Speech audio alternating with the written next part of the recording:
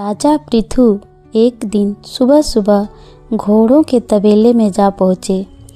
तभी वहाँ एक साधु भिक्षा मांगने आ पहुँचा। सुबह सुबह साधु को भिक्षा मांगते देख पृथु क्रोध से भर उठे। उन्होंने साधु की निंदा करते हुए बिना विचारे तबेले से घोड़े की लीद उठाई और उसके पात्र में डाल दी।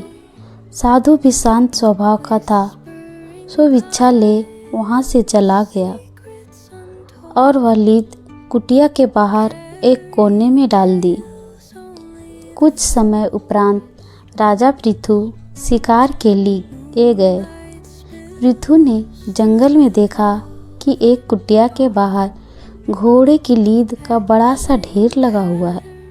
उन्होंने देखा यहाँ तो न कोई तबेला है और ना ही दूर दूर तक कोई घोड़े दिखाई दे रहे हैं। वह आश्चर्यचकित हो कुटिया में गए और साधु से बोले, महाराज आप एक बात बताइए, यहाँ कोई घोड़ा भी नहीं, ना ही तबेला है, तो इतने सारे घोड़े की लीद कहाँ से आई?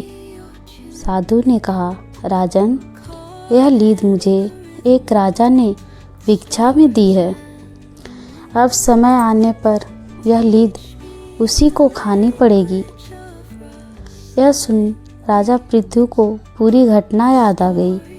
वे साधु के पैरों पर गिरकर क्षमा मांगने लगे।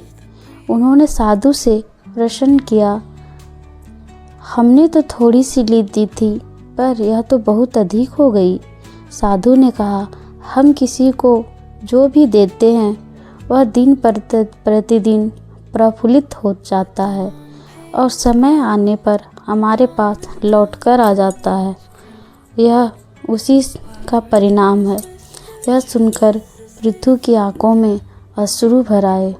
वे साधु से विनती कर बोले, महाराज मुझे क्षमा कर दीजिए, मैं आगे से ऐसी गलती कभी नहीं करूँगा। कृपया कोई ऐसा उपाय बता दीजिए जिससे मैं अपने दुष्ट कर्मों का प्रायश्चित कर सकूं। राजा की ऐसी दुखमयी हालत देखकर साधु बोले, राजन एक उपाय है। आपको कोई ऐसा कार्य करना होगा जो देखने में तो गलत हो पर वास्तव में गलत ना हो। जब लोग आपको गलत देखेंगे तो आपकी निंदा करेंगे। जितने ज़्यादा लोग आपकी निंदा करेंगे आपका पाप उतना हल्का होता जाएगा। आपका अपराध निंदा करने वालों के हिस्से में आ जाएगा। यह सुनकर राजा पृथु ने महल में आकर बहुत सोच विचार किया और अगले दिन सुबह से शराब की बोतल लेकर चौराहे पर बैठ गए। सुबह सुबह राजा को इस हाल में देखकर सब लोग आपस में राजा की निंदा करने लगे। कैसा राजा है, कितना निंदनीय कृत्य कर रहा है, क्या यह शोभनीय है, आदि आदि। निंदा की परवाह किए बिना राजा पूरे दिन शराबियों की तरह अभिनय करते रहे। इस पूरे कृत्य के पश्चात जब राजा पृथु पुनः साधु के पास पहुँचे तो लीद के ढेर के स्थान पर एक मुट्ठी लीद देख आश्चर्य से बोले, महाराज यह कैसे हुआ? इतना बड़ा ढेर कहाँ गायब हो गया?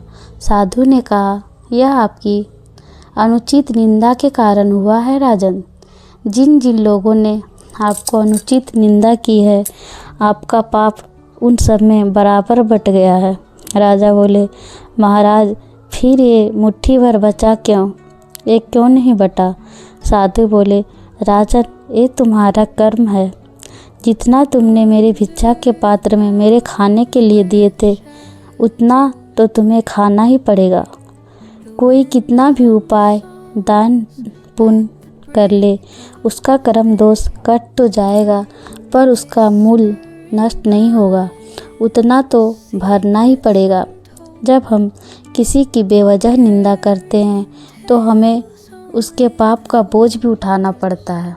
हमें अपने किए गए कर्मों का फल तो भुगतना ही पड़ता है, अब चाहे हंसकर भुगते या रोकर। ध्यान रहे, हम जैसा देंगे वैसा ही लौटकर वापस आएगा। फ्रेंड्स, अगर ये कहानी पसंद आई हो तो एक लाइक अवश्य कर दीजिएगा और नई कहानी के लिए हमारे चैनल को सब्सक्राइब कर लीजिए। मिलते हैं फिर एक नई कहानी के साथ, तब तक के लिए बाय बाय।